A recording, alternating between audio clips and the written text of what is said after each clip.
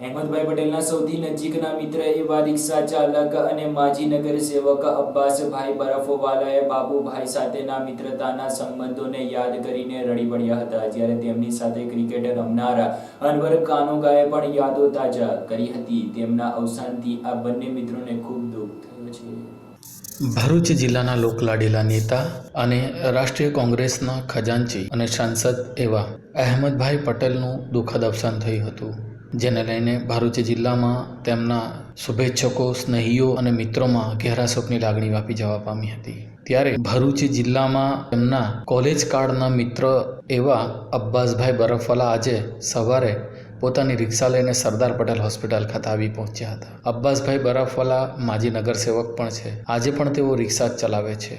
રાષ્ટ્રીય નેતા અહેમદભાઈ પટેલ જ્યારે રાજકારણમાં પણ નહીં આવ્યા હતા ને, ત્યારથી તેમના મિત્ર છે। અબ્બાસભાઈ બરફવાલાની રિક્ષામાં બેસીને જ કોલેજ જતા હતા અને અબ્બાસભાઈ સાથે તમામ વાતો શેર કરતા હતા। જ્યારે પ્રથમ વખત કોલેજમાં તેઓ જીજીએસ તરીકે ચૂંટાયા ને, ત્યારે પણ અબ્બાસભાઈના હાથે જ પહેલો હાર પહેર્યો હતો। એટલું જ નહીં, પણ લોકસભા લડીને ચૂંટણી જીત્યા ને, ત્યારે પણ અબ્બાસભાઈ તેમની સાથે જ હતા। જ્યારે પણ ભરૂચ આવે અને અબ્બાસભાઈને અચૂક મળે। અબ્બાસભાઈ બરફવાલા અને રાષ્ટ્રીય નેતા અહેમદભાઈ પટેલની અતૂટ મિત્રતા હતી।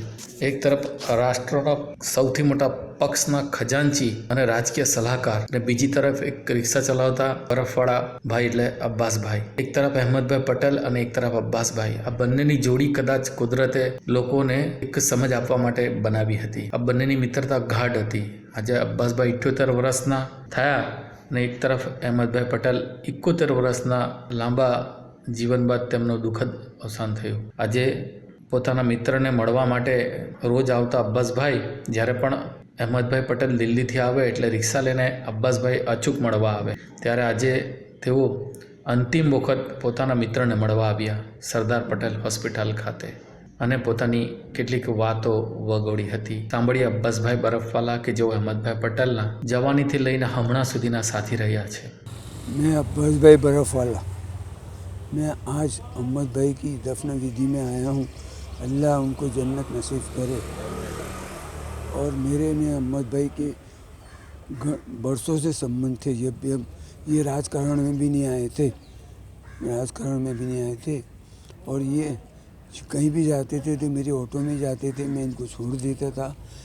ये और इनके दोस्त कॉलेज में भी जाओ तो मेरी ऑटो में जाते थे। क्रिकेट खेलने जाओ अंकलेश्वर हॉस्टल ग्राउंड पे, फिर मैं उनको लेके अंकलेश्वर रखने आता था।